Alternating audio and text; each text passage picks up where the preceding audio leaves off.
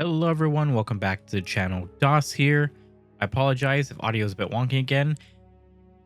At some point I'm going to need to replace my Go XLR. It keeps breaking. I think it's finally reaching the point where with the support just being not a thing anymore, it is just being screwed over.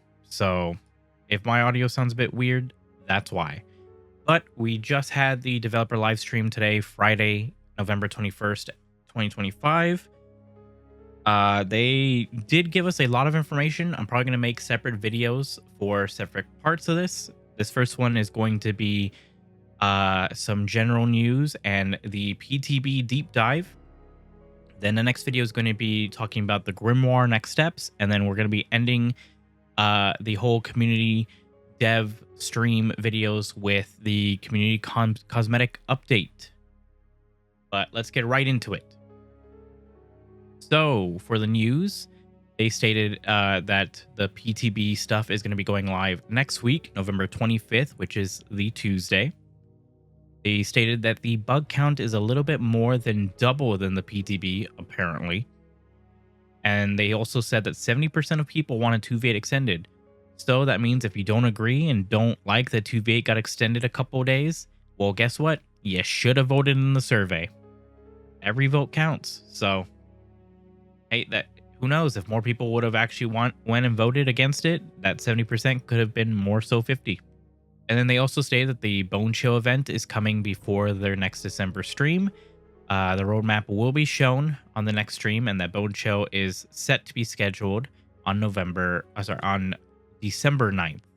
So we've got a bit to look forward to. We've got a little bit of a gap until the next event, which is nice. Get some normal 1v4 gaming afterwards. But let's get into the meat and potatoes of everything that's going on. What is coming from PTB and what is not coming from PTB? There is a shit ton of stuff that is going to be coming and going on. And I will be having the slides that they had on stream on your screen right here for you as I talk through all the information. So they had stated that after the second round of testing, they had found that the features as they do not meet the minimum positive impact that they hoped that they would have. They said, but before all this as well, Eric Pope had stated that they want feedback with head-on gameplay. That's what they're asking for, and they don't mean that they want the community to find bugs. It seems that there was some kind of Twitter beef with Eric Pope the previous day that he was apologizing for. And I want to just take a second to interject here. I think a lot of the community has just been really vile to the community managers for behavior. They're not the ones that's making these balance changes, stuff like that. They're just, their job is literally to interact with the community and provide community feedback to the people who are actually making the stuff. So if any of you guys have been doing death threats or being nasty to people like Eric Pope or Dork or whoever, y'all can fuck right off.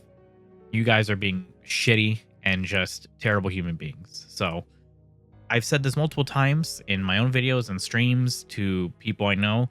PTBs are made for people to test. If you find bugs, you're going to find bugs. That's just what happens. But they're not asking you to specifically like look for them. They're not asking you to basically quote unquote do their job. They want you to test things, make sure things are working as intended in an actual player environment, because we the players know what we're doing. We know what to look for. We know what should be found. So anyway, moving on, the camping reduction is not going alive how it was on the PTB. It is still going to be happening, but with adjustments. So the survivors are still going to be able to see the resolve bars of other survivors who are on hooks, which is a fantastic change. I think that's great. The bar filling will still be faster if the killer is in range, but the camp range is being reverted to 16, where it was 20 meters on the PTB. The slugging reduction is not going live. After the second round of testing, the feedback was pretty generally negative for both this and the tunneling reduction, which is also not going to live. They did state that going forward, though, they are going to be increasing the endurance and haste duration to 15 seconds when it was 10, and that they're going to be reviewing how MMR is calculated, and that they believe that The MMR calculation changes will have an impact on the camping and slugging and tunneling strategies. So it will hopefully mean that less drastic changes will need to be made. But they're also looking into how to improve the first time user experience. I've specifically told the devs to their face this as well. Like, something that I think needs to be changed is the tutorial, the first play experience. There's a lot that goes into Dead by Daylight, so we'll see how things go moving forward. But besides that, there are perks that were changed on the PTB, and so moving forward, we'll go ahead and go through them here. So for the release, Babysitter was changed. That is being reverted. It is Babysitter staying what the live iteration is. Borrow time, you can see right there it says survivors you unhook keep their endurance status effect for 10 seconds and they retain their haste for an extra 10 seconds. So borrow time is being reverted back to live. It's not going through with the change from PTB. The most important one for a lot of killer mains, including myself, because I actually like using Furtive Chase a bit, is that on the PTB it was completely changed, completely gutted, but it's being reverted back to the live version. So you're still going to have your undetectable. You're still going to be able to have your haste. It's going to be great. And the obsession is still going to change to whoever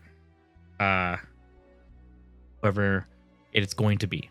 And then the next perk that is going to be reverted back is Off the Record.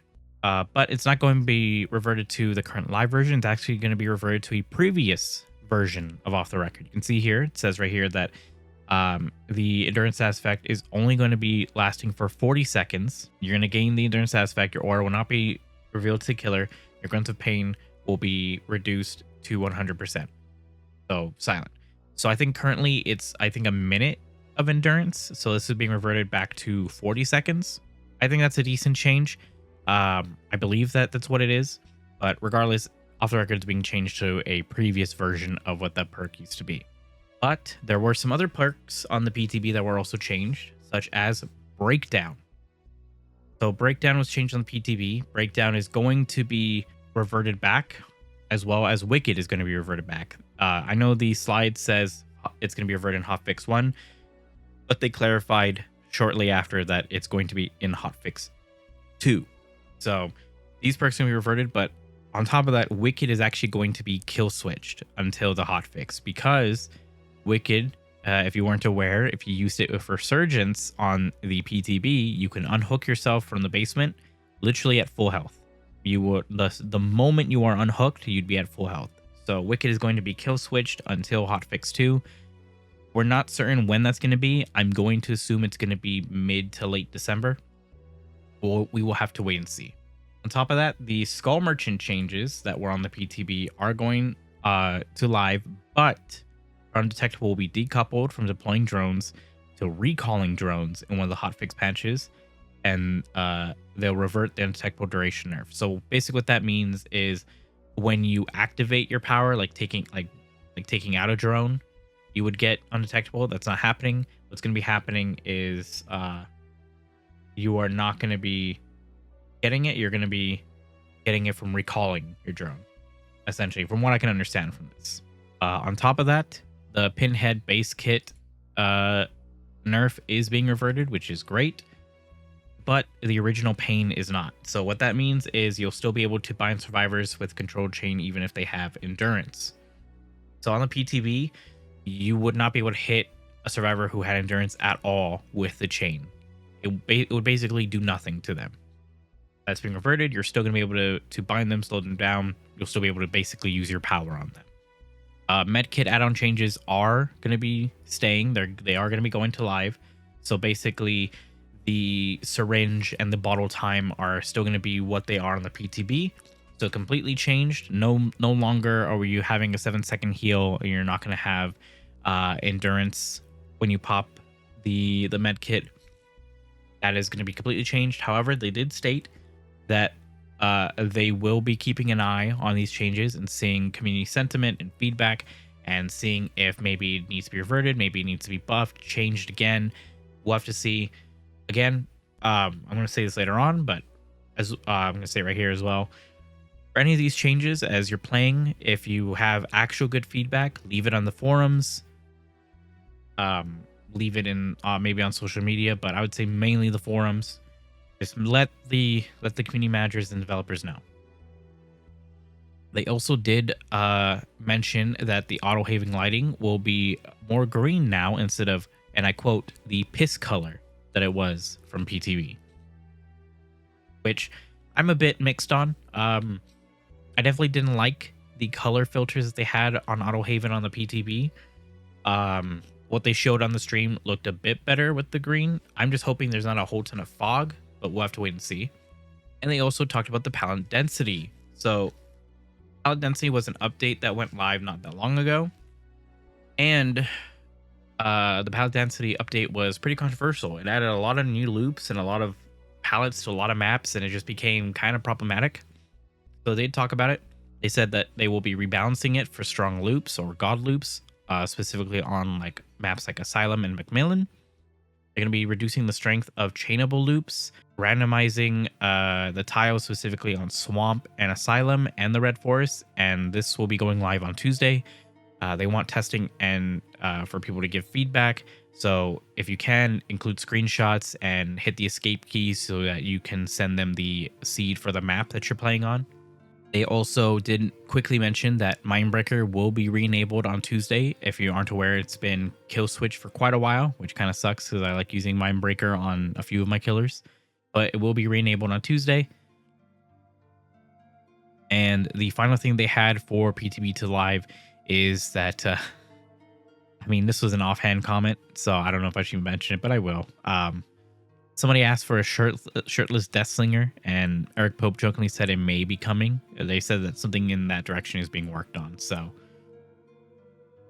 there's everything you need to know that's going to be coming from PTB to live.